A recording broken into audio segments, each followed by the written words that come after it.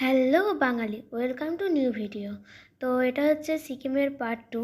তো আমরা প্রথমে পৌঁছে গেছিলাম নিউ জলপাইগুড়িতে। ওখানে হচ্ছে সারা রাত স্টে করেছিলাম। তারপরে আমরা ভোরবেলা বেরিয়ে গেছিলাম একটু চা খেতে। তো আমি আর আমার ভাই একটু চা সব করছিলাম। তারপরে আমরা বেরিয়ে গেছিলাম গ্যাংটকের উদ্দেশ্যে। তো ওখান থেকে তারপরের দিন সিকিমে যাওয়া হবে। তো এদিকে শুয়ে আমি আমার তো গাড়িতে উঠলেই বমি বমি পাই। তো এই জন্য আমি আমার মতো চুপচাপ করে বসে আছি। আর গ্যাংটকে যেতে যে রাস্তাটা পড়বে ওখানে বেশি সব আর্মি, ওটা ছিল আর্মি জোন। তো আর্মি জোনে ওখানে কোনো নেটওয়ার্কও পাওয়া যাচ্ছিল না, কিচ্ছু ছিল না। এটা ছিল বন দপ্তর একটা। আমরা গাড়ি থেকে দেখে দেখে যাচ্ছিলাম। পরের দিন নয়, আমরা যেদিনে ওখান থেকে আসবো সেদিনে এখানে একদিন আসা হবে, সবাই বলা হচ্ছিল। তারপর আমরা সুন্দর পাহাড় ও অনেক বন গাছের মাঝখান দিয়ে আমরা চলে যাচ্ছিলাম সিকিমে। জায়গাটা এতটাই সুন্দর ছিল বলার মতো নেই। চারিদিকে পাহাড় সুন্দর সুন্দর, তারপরে চারিদিকে বন গাছ, অসাধারণ। তারপর ওখান থেকে যেতে যেতে এক জায়গায় নামলাম, নেমে টিফিন করা হবে। তো সবাই মিলে ওখানে নেমে চারিদিকে প্রকৃতি দেখছিলাম, জাস্ট দারুণ। এত সুন্দর। আমি সেই বাচ্চাবেলায় কাশ্মীর নেপালে গিয়েছিলাম, অসাধারণ ছিল। সেগুলো মনে নেই, অনেক বছর, প্রায় তখন আমি 5 ক্লাসে 4-এ পড়ি, তখন গিয়েছিলাম। আর এই জায়গাটা ছিল আরও দ্বিগুণ ভালো। তো জানি না ওই জায়গাগুলো কেমন ছিল, আমার মনে নেই, অনেক বছর আগে গিয়েছি তাই। তারপর ওখান থেকে রুমে চলে এলাম। রুমটা ছিল দারুণ আর একদম পাহাড়ের কাছে, আর প্রচণ্ড ঠান্ডা ছিল। আমার আর আমার ভাইয়ের তো খুবই ঠান্ডা লাগছিল, আমরা সবাই কাঁপছিলাম জাস্ট। তারপর রুমটা তোমাদের একটু ট্যুর করে দেখালাম।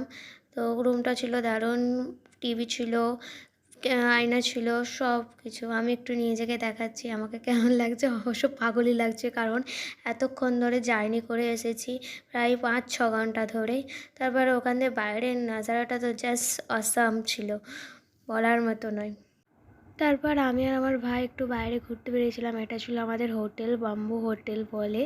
তো আমি আর আমার ভাই একটু ঘুরতে বেরিয়েছি। তো আমি সবে 1 মিনিট হেঁটেছি, আমার দম বেরিয়ে গেছে। 1 মিনিট হেঁটে তারাও তোমাদের দেখাচ্ছি কোথায় রাস্তা দেখে গেছে। দেখো, আমি আর পাচ্ছি না।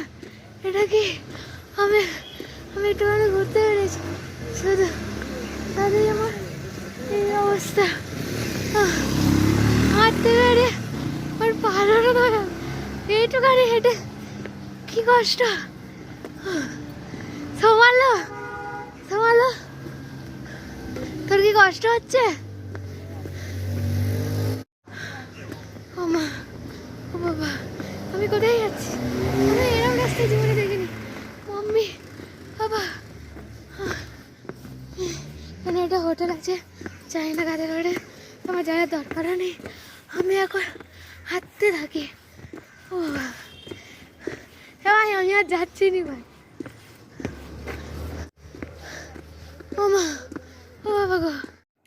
তারপর আমরা হেঁটে হেঁটে অনেকটা রাস্তা আসার পরে একটা খুব সুন্দর জায়গা দেখতে পেয়েছি, যেখান থেকে ওদিকে অনেক দূরে দূরে পাহাড়ও দেখা যাচ্ছে। ওখানে একটা মন্দির আছে, তোমাদেরকে দেখানোর চেষ্টা করছিলাম, বাট দেখা যাচ্ছে অল্প অল্প, অনেকটা দূরে।